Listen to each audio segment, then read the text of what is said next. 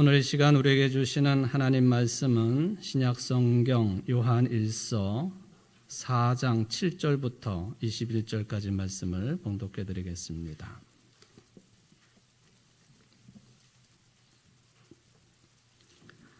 사랑하는 자들아, 우리가 서로 사랑하자. 사랑은 하나님께 속한 것이니 사랑하는 자마다 하나님으로부터 나서 하나님을 알고 사랑하지 아니하는 자는 하나님을 알지 못하나니 이는 하나님은 사랑이심이라.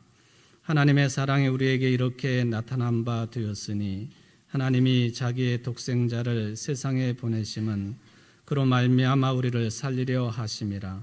사랑은 여기 있으니 우리가 하나님을 사랑한 것이 아니요 하나님이 우리를 사랑하사 우리 죄를 속하기 위하여 화목제물로 그 아들을 보내셨습니다. 사랑하는 자들아, 하나님이 이같이 우리를 사랑하셨은즉 우리도 서로 사랑하는 것이 마땅하도다. 어느 때나 하나님을 본 사람이 없으되 만일 우리가 서로 사랑하면 하나님이 우리 안에 거하시고 그의 사랑이 우리 안에 온전히 이루어지느니라. 그의 성령을 우리에게 주심으로 우리가 그 안에 거하고 그가 우리 안에 거하시는 줄을 아느니라. 아버지가 아들을 세상의 구주로 보내신 것을 우리가 보았고 또 증언하노니 누구든지 예수를 하나님의 아들이라 시인하면 하나님이 그의 안에 거하시고 그도 하나님 안에 거하느니라. 하나님이 우리를 사랑하시는 사랑을 우리가 알고 믿었으니 하나님은 사랑이시라. 사랑 안에 거하는 자는 하나님 안에 거하고 하나님도 그의 안에 거하시느니라. 이로써 사랑이 우리에게 온전히 이루어진 것은 우리로 심판날에 담대함을 가지게 하려 함이니 주께서 그러하심과 같이 우리도 이 세상에서 그러하니라. 사랑 안에 두려움이 없고 온전한 사랑이 두려움을 내쫓나니 두려움에는 형벌이 있음이라. 두려워하는 자는 사랑 안에서 온전히 이루지 못하였느니라. 우리가 사랑함은 그가 먼저 우리를 사랑하셨음이라. 누구든지 하나님을 사랑하노라 하고 그 형제를 미워하면 이는 거짓말하는 자니 보는 바 그 형제를 사랑하지 아니하는 자는 보지 못하는 바 하나님을 사랑할 수 없느니라. 우리가 이 계명을 주께 받았나니 하나님을 사랑하는 자는 또한 그 형제를 사랑할지니라. 아멘. 이는 하나님의 말씀입니다. 하나님께 감사합니다. 우리 교회 예배만 참석하면 아무리 이상하게 생긴 사람도요 다 아름답게 보이는 것 같아요. 그렇죠? 아닌가 보네. 저는 그렇게 여러분들을 바라보고 있습니다. 우리는 이렇게 아름다운 모습으로 하나님께 예배를 드리고 있지만 이 순간에도 지구촌 곳곳은 전쟁 소식으로 또 기후변화에 따른 자연재해 소식으로 죽음과 미움의 소리들만 가득합니다. 그럼에도 불구하고 하나님의 자녀들인 우리 그리스도인들은 세상의 빛과 소금으로 또 누룩으로서 역할을 죽으나 사나 감당해야 할 것입니다. 사랑하는 성도 여러분, 우리 인생의 삶이 또 인류의 삶이 아무리 힘들고 어렵지만은 그래도 뜻이 있고 의미 있는 삶이 되어야 하지 않겠습니까? 자, 그러려면은 어떻게 사는 것이 가장 의미 있고 뜻 있는 삶이 될 것인가? 오늘 말씀을 통해서 좀 찾아보려고 합니다. 여러분들이 잘 알고 있는 유대인으로서 제2차 세계대전 당시에 나치 아우슈비츠 수용소, 죽음 수용소에 끌려갔다가 간신히 살아남은 빅터 프랭클이라고 하는 사람이 있습니다. 1년까지는 아니지만은 44년 10월 19일부터 45년 4월 27일 그가 이제 해방이 될 때까지 동물과 같은 그런 삶을 살게 되었습니다. 나와가지고 보니까 안타깝게도 여동생을 제외하고 아내 그리고 가족들 모두가 다 죽은 상태였습니다. 이 빅터 프랭클의 이 죽음 수용소의 삶은 그의 일생을 바꿔놓는 계기가 되었습니다. 그래서 그 다음해인 46년도에 그런 체험을 담아서 책을 출판합니다. 원래 책 제목이 뭐였느냐 하면은 그럼에도 불구하고 삶은 살만하다고 말할 수 있다. 한 심리학자의 강제수용소 체험에서라고 하는 다소 긴 제목이었습니다. 제목이 너무 길어서 그랬는지 모르지만은 나중에는 아주 간단한 책 제목으로 출판을 합니다. 죽음의 수용소에서라고 하는 제목이 되겠습니다.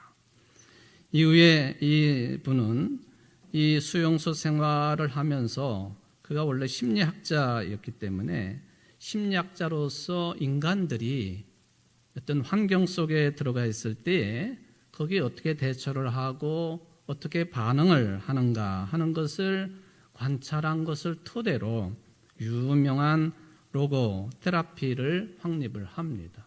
로고 테라피, 의미 치료 또는 의미 치료요법이라고 불리우는 치료 방법이 되겠습니다. 그래서 이 사람의 이름은 사람들이 극한의 상황에서도 삶을 포기하거나 절망하지 않는 강한 의지의 상징으로 이름이 알려져 있습니다. 참 처참한 폐허에서 다시 일어서고 또 삶을 긍정하고 또 어쩌면은 나치의 학살과 만행을 고발하고 규탄하는데 전생애를 바칠 수도 있었겠습니다만은 거기에 그치지 않고 한 발 더 나아갔습니다. 붕괴된 인간 정신을 다시 일으켜 세우고자 노력을 했습니다. 가장 혹독한 고난을 겪은 피해자였다고 하는 그 당사자가 바로 이러한 일을 펼쳤다고 하는 것이 오늘까지도 사람들을 감동시키는 삶의 흔적이 되겠습니다. 그 수용소에서 인간이의 취급을 받지 않았습니까? 날마다 순간마다 죽음의 위협에 시달렸습니다. 그러면서도 먹어야 되고 마셔야 되고 입어야 되고. 이게 사람으로서 살아갈 만한 뜻이 있느냐? 이유가 있느냐? 인간 존재의 의미가 있는 것이냐? 아무것도 찾을 수 없는 그런 고통을 견디면서 살아남은 거죠. 이런 배경이 그로 하여금 의미를 향한 멈출 수 없는 갈망, 희망 때문에 그것이 가능했다고 하는 것을 확인을 해볼 수 있었습니다. 수용소 생활이 동물보다 못한 삶이기 때문에 얼마나 추접스럽고 추악한 면을 보았겠습니까? 그럼에도 불구하고 이분은 인간의 아름다움을 매일같이 매 순간마다 발견하려고 노력을 기울였습니다. 그런 상황에서도 옆에 동료의 아픔을 생각하면서 서로 돕는 사람들, 유머를 잃지 않고 지식과 예술의 아름다움을 잊지 않으려 분투하는 사람들을 보면서 인간이란 계속 살아가야 될 의미가 있는 존재라고 하는 것을 발견을 합니다. 인간은 자신이 추구하던 의미를 찾을 수만 있다면 그로 인한 고통을 각오하고 희생을 감내하며 필요하다면 생명까지도 바친다. 반대로 의미를 잃으면 인간은 자살 충동을 느낀다. 그렇게 표현을 합니다. 우리가 잘 알고 있는 이 화가 가운데 고호라고 하는 사람, 아무도 나를 사랑하지 않는 것 같다고 하는 그런 외로움과 아주 처절한 고립감 속에서도 그림 그리기라고 하는 창조적인 목적을 통해서 삶의 의미를 추구했죠. 여러분, 아무것도 들을 수 없는 상태였지만은 더 위대한 음악을 창조를 했던 베토벤 있지 않습니까? 바깥 세상에 박수 소리에 의지하지 아니하고 내면의 삶의 의미와 뜻을 탐구하는 데 전력 투구했던 사람들이 우리 주변에는 의외로 많다는 것입니다. 우리 인류는 말이죠. 그리고 아름답지 못한 삶이기는 하지만 그 속에 살고 있는 우리 그리스도인들은 이러한 고통 속에서도 인생의 의미를, 삶의 뜻을 찾음으로써 매일매일 그리스도께로 가까이 나아갈 수 있는 존재가 되었다고 하는 것이 하나님이 우리에게 주신 크나큰 은총임을 믿습니다. 오늘 저는 그런 차원에서 요한일서 4장 본문 말씀을 선택을 했습니다. 사랑의 삶을 살아야 되겠다. 그게 강조점이지요. 그런데 오늘 본문을 통해서 우리가 좀 더 깊이 확인을 해야 될 내용이 있다고 한다면요. 우리가 믿는 하나님은 도대체 어떤 분이냐? 이걸 찾아내는 것일 겁니다. 그런 점에서 7절, 8절 말씀을 다시 확인해 보면 사랑하는 자들아 우리가 서로 사랑하자. 사랑은 하나님께 속한 것이니 사랑하는 자마다 하나님으로부터 나서 하나님을 알고 사랑하지 아니하는 자는 하나님을 알지 못하나니 이는 하나님은 사랑이심이라. 하나님은 사랑이시다.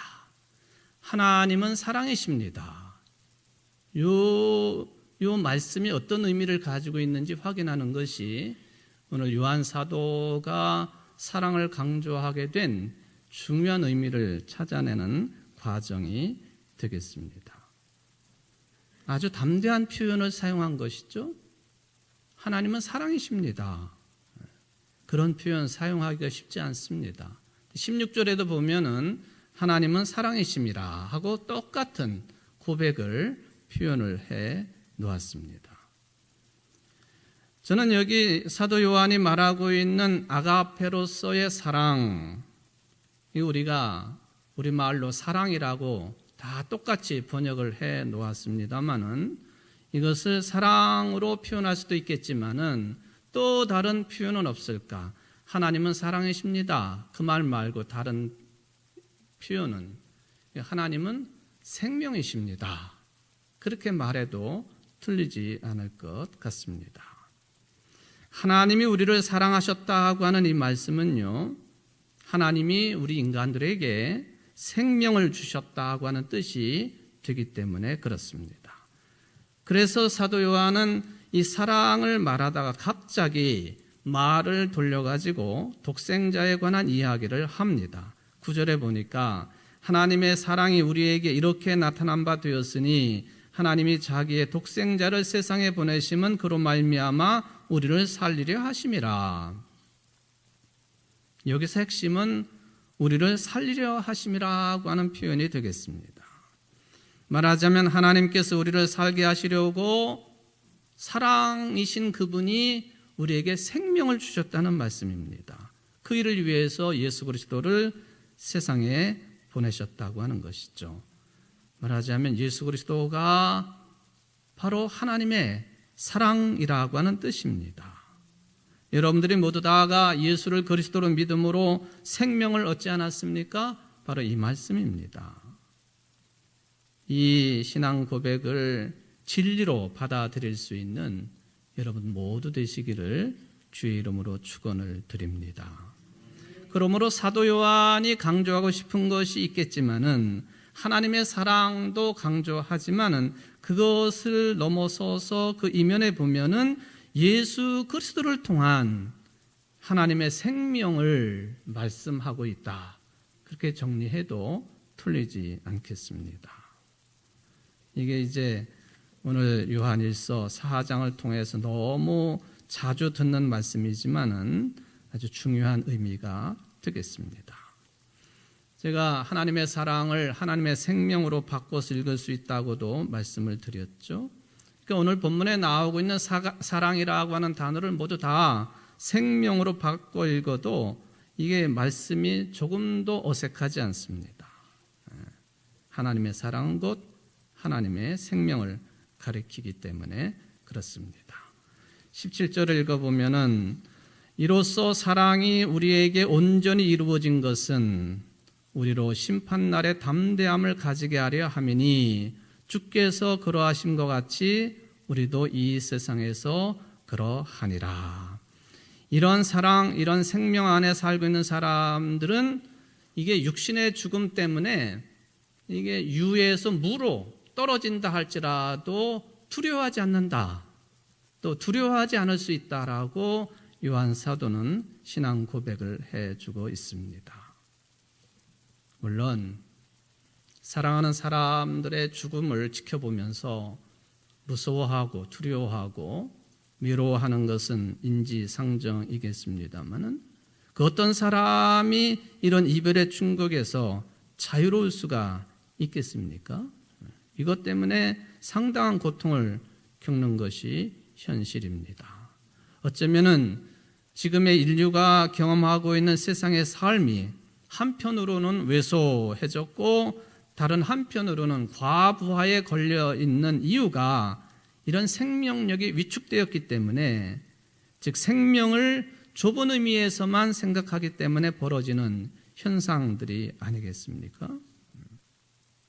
그런 차원에서 노 신학자인 독일의 유르겐 몰트만 박사님이 나는 영생을 얻는다라고 하는 그런 책에서 새롭게 펼쳐놓은 그런 영적인 시각을 확인을 할 수가 있겠습니다. 몰트만 박사는요, 뭐라고 했느냐 하면은 내가 죽는 순간에 즉시 영생을 얻는다. 그렇게 주장을 했습니다. 그 이전까지는 신약 성경의 사도 바울의 죽음과 부활에 관한 말씀에만 철저하게 의지했던 분인데, 물론 성경 말씀이 틀렸다는 게 아닙니다만은 이런 말씀들을 근거로 해서 위르겐 몰트만 박사의 영적인 시각이 변한 거예요. 내가 죽는 순간에 즉시 영생을 얻는다. 우리가 오늘도 임예송으로 부른 찬송이 있습니다마는 영생에 잇대어 산다라고 하는 표현이 바로 그런 의미라고 바라볼 수가 있겠습니다. 자, 여기까지는 사도 요한의 말씀을 그래도 그런대로 동의하고 받아들일 수 있는 그런 내용들입니다. 문제는 하나님 사랑이 아니라 이웃사랑, 형제사랑이 문제입니다. 오늘 본문에도 보면은 하나님을 사랑한다고 하면서 형제를 미워하면은 거짓말하는 사람이고, 보이는 형제를 사랑하지 않는 사람이 보이지 않는 하나님을 사랑할 수 없다라고 단언했습니다. 하나님을 사랑하는 자는 또한 그 형제를 사랑할지니라, 명령형입니다. 여기서 물론 형제가 누구냐, 누구를 가리켜서 형제라고 할 수 있느냐 하는 것이 또한 중요한 문제입니다.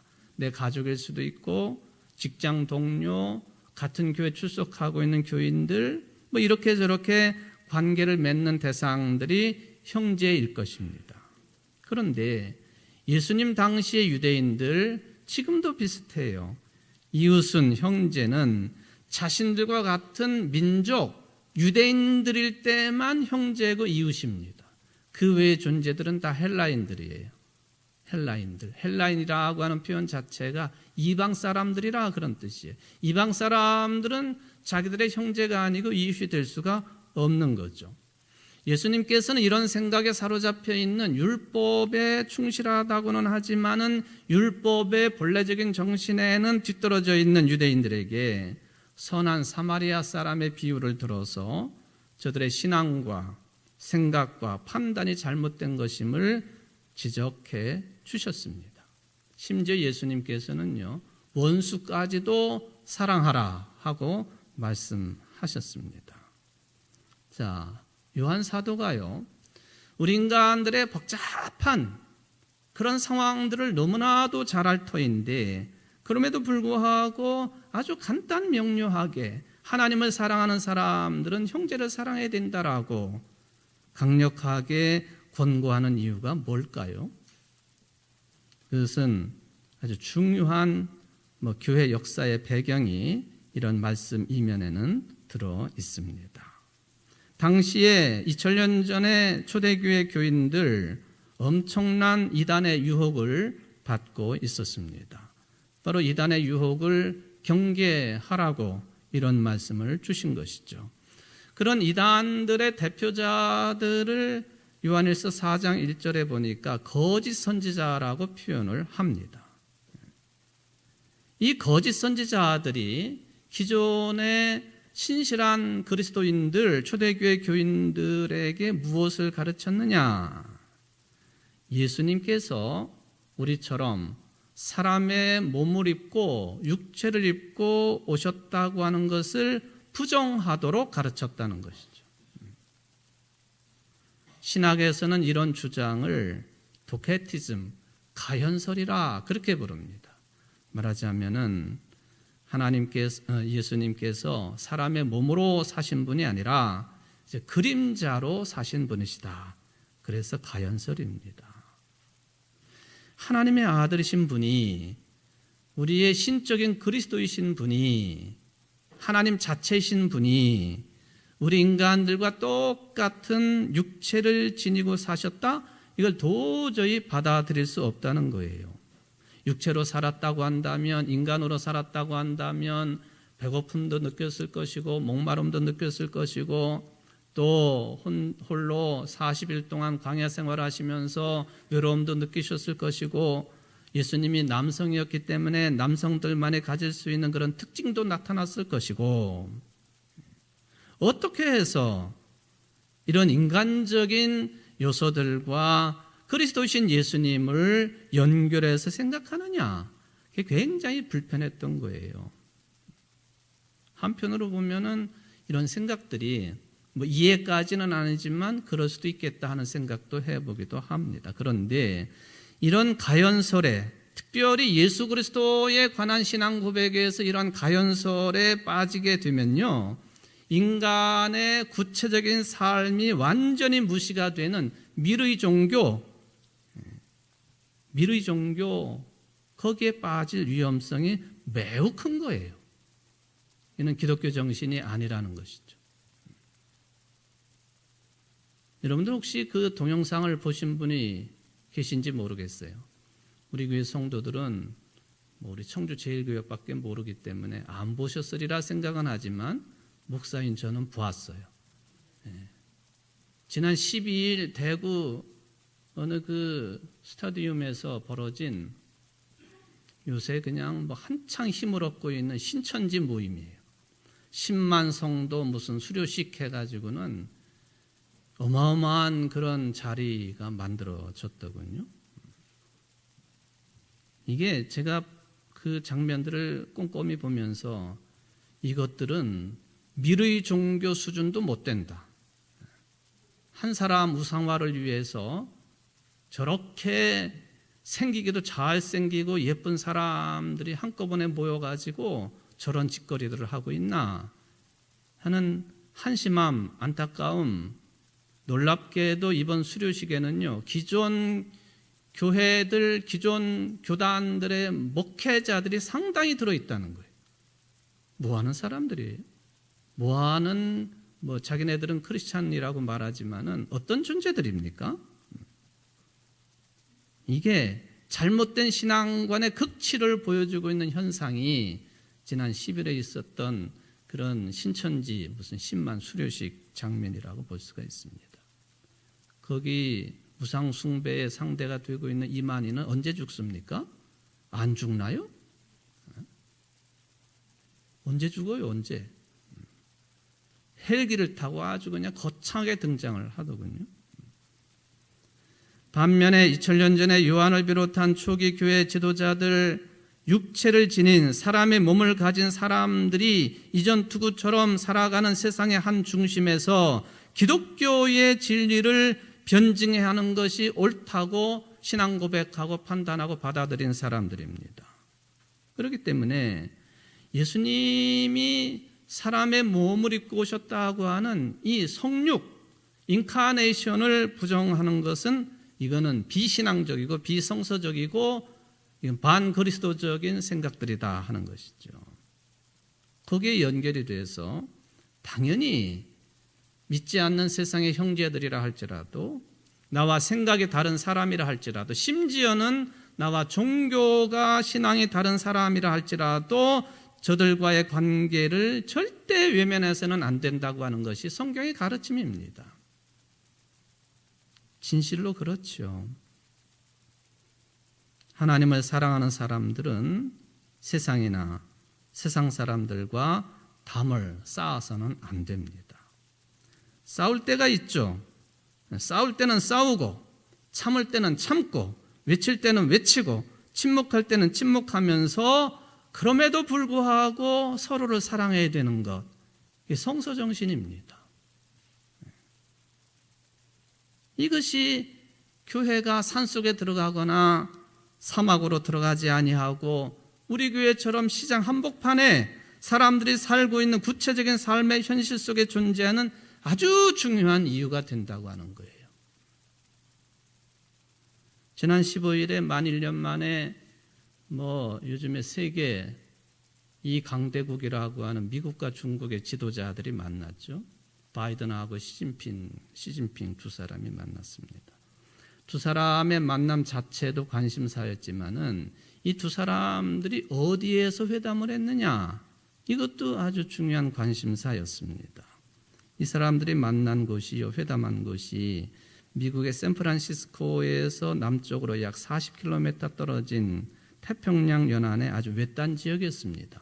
그리고 그것을 뭐라고 부르느냐 하면은 파일롤리 정원이라, 파일롤리 에스테이트라고 부릅니다. 사진을 한번 보시면요, 아주 조그만 지역이지만 참 아름답더군요. 저도 사진으로만 보는 거예요. 이 정원을 두 사람이 거닐면서 이렇게 이제 사이가 매우 돈독해졌다. 겉으로 볼 때는 그렇지만 속으로는 무슨 계산을 했는지 뻔하지 않겠습니까? 그런데 이 파일롤리 이 정원이 탄생하게 된, 그 이름이 탄생하게 된 그 배경이 있습니다.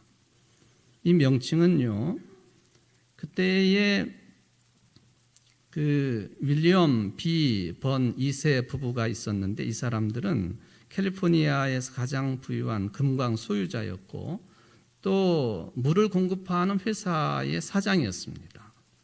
이 부부가 지은 그런 집이고 또 정원인데, 어떤 정신을 가지고 이곳을 만들었느냐 하면은 평소의 신조가 반영이 되었죠. 첫 번째, 대의 명분을 위해서 싸우고, 두 번째, 이웃을 사랑하며, 세 번째, 선한 삶을 살아라.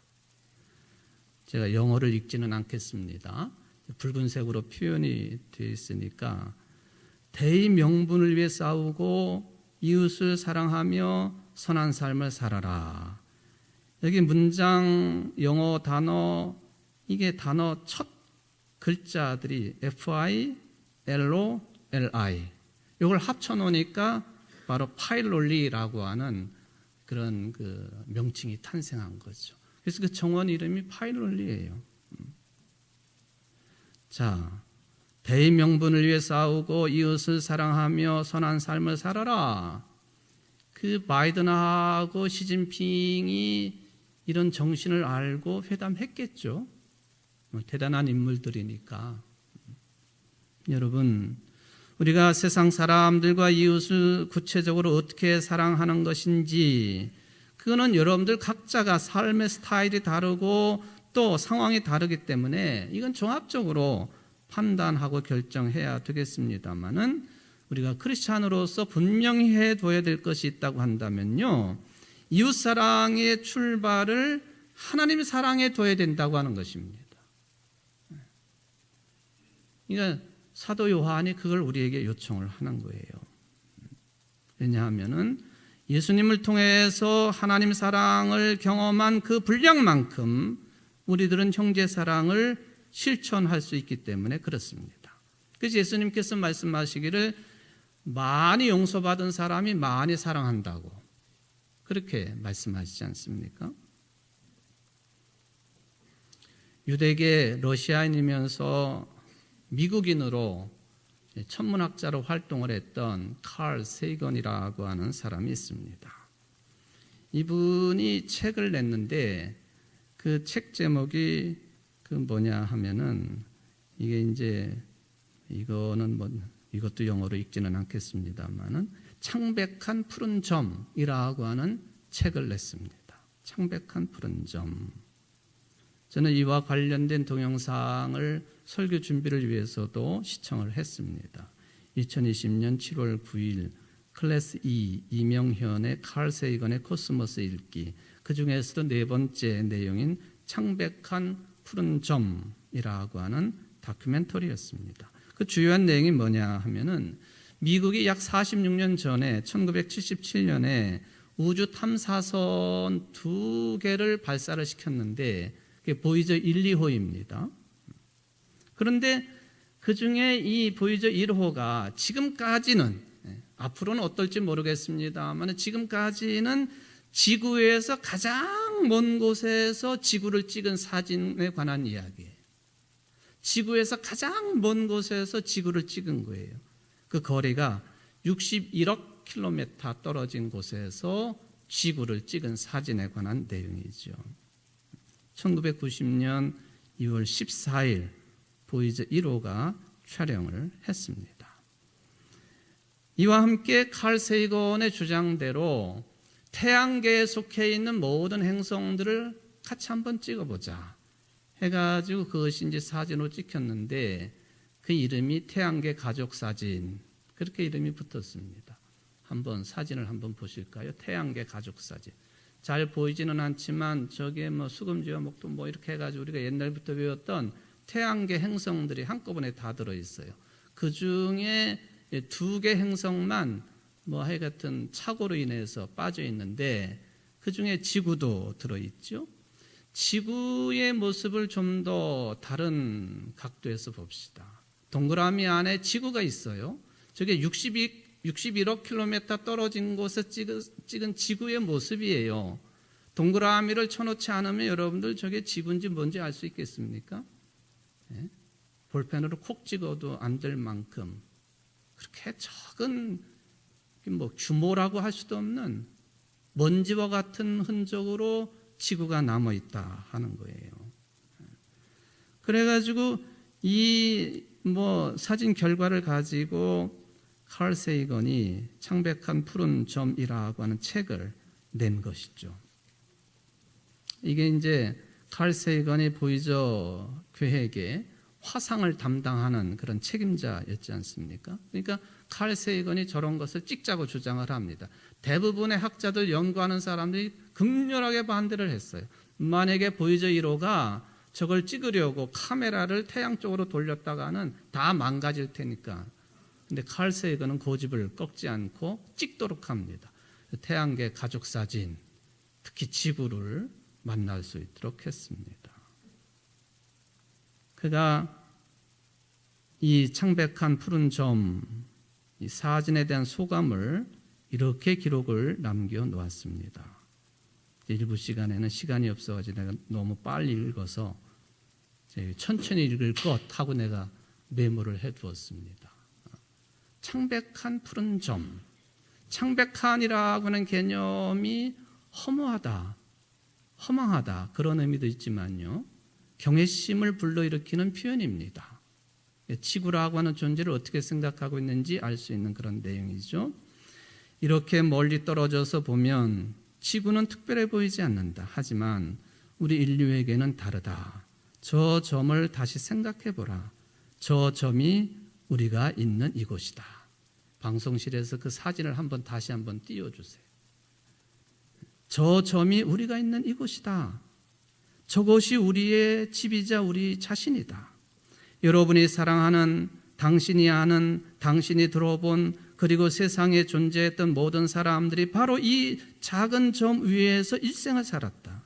우리의 모든 기쁨과 고통이 저 점 위에서 존재했고, 인류의 역사 속에 존재한 자신만만했던 수천 개의 종교와 이데올로기, 경제체제가 수렵과 채집을 했던 모든 사람들, 모든 영웅과 비겁자들이, 문명을 일으킨 사람들, 그런 문명을 파괴한 사람들, 왕과 미천한 농부들, 사랑에 빠진 젊은 남녀들, 엄마와 아빠들, 그리고 꿈 많던 아이들이 발명과 탐욕과 윤리도덕을 가르친 선생님과 부패한 정치인들이, 스포스타나 위대한 영도자로 불리던 사람들이, 성자나 죄인들이 모두 바로 이 태양빛에 걸려있는 저 먼지 같은 작은 점 위에 살았다. 우주라는 광대한 스타디움에서 지구는 아주 작은 무대에 불과하다. 인류 역사 속에 무수한 장군과 황제들이 저 작은 점의 극히 일부를, 그것도 아주 잠깐 동안 차지하는 영광과 승리를 누리기 위해 죽였던 사람들이 흘린 피의 강물을 한번 생각해 보라. 저 작은 픽셀의 한쪽 구석에서 온 사람들이 같은 픽셀의 다른 쪽에 있는 겉모습이 거의 분간도 안 되는 사람들에게 저지른 셀 수 없는 만행을 생각해 보라. 얼마나 잦은 오해가 있었는지, 얼마나 서로 죽이려고 했는지, 그리고 그런 그들의 증오가 얼마나 강했는지 생각해 보라. 위대한 척하는 우리의 몸짓, 스스로 중요한 존재라고 생각하는 우리의 믿음, 우리가 우주에서 특별한 위치를 차지하고 있다고 하는 망상은 저 창백한 파란 불빛 하나만 봐도 그 근거를 잃게 되어 있다. 우리가 사는 지구는 우리를 둘러싼 거대한 우주의 암흑 속에 있는 외로운 하나의 점이다. 그 광대한 우주 속에서 우리가 얼마나 보잘것없는 존재인지 안다면 우리가 스스로를 파멸시킨다 해도 우리를 구원해 줄 도움이 외부에서 올 수 없다는 사실을 깨닫게 된다. 현재까지 알려진 바로는 지구는 생명을 간직할 수 있는 유일한 장소다. 적어도 가까운 미래에 우리 인류가 이주를 할 수 있는 행성은 없다. 잠깐 방문을 할 수 있는 행성은 있겠지만 정착할 수 있는 곳은 아직 없다. 좋든 싫든 인류는 당분간 지구에서 버텨야 한다. 천문학을 공부하면 겸손해지고 인격이 형성된다고 한다. 인류가 느끼는 교만이 얼마나 어리석은 것인지를 가장 잘 보여주는 것이 바로 우리가 사는 세상을 멀리서 보여주는 이 사진이다. 제게 이 사진은 우리가 서로를 더 배려해야 하고 우리가 아는 유일한 삶의 터전인 저 창백한 푸른 점을 아끼고 보존해야 한다는 책임감에 대한 강조인 것이다. 여러분, 칼 세이건 이 사람 덕분인지 몰라도 저 볼품없는 사진 한 장이 역사상 가장 철학적인 천체 사진이라는 타이틀을 얻게 되었습니다. 놀라운 깨달음이죠. 이것은 우리 스스로를 격하하는 의미는 아닙니다. 허망하고 허무하지만 먼지와 같은 존재라고 하는, 티끌과 같은 존재라고 하는 성서의 말씀이 진리이고 우리는 그 가운데서 하나님을 경외할 수 있는 존재가 되었다고 하는 깨달음, 믿음을 주시니 이 사진 한 장이 주는 의미가 그렇게 크다 하는 것을 생각해 볼 수가 있겠습니다. 오늘 사도 요한은 우리에게 그렇게 요청을 하십니다. 이러한 복잡하고 어리석은 삶을 살아가고 있는 우리들에게 하나님께서 원하시는 이상적인 삶이 뭐냐 하는 것이죠. 서로 사랑하며 선한 일을 하며 살아가는 것이라고 말씀하십니다. 여러분, 이 일 외에 뭐가 우리들에게 커다란 의미가 있겠습니까? 우리가 이 창백한 푸른 점 위에 먼지처럼 존재하고 있는, 아니 흔적조차도 남길 수 없는 그런 존재로 살아가면서 서로 사랑하며 선한 일을 도모하며 살아가는 것 외에 어떤 더 큰 일을 할 수가 있겠습니까?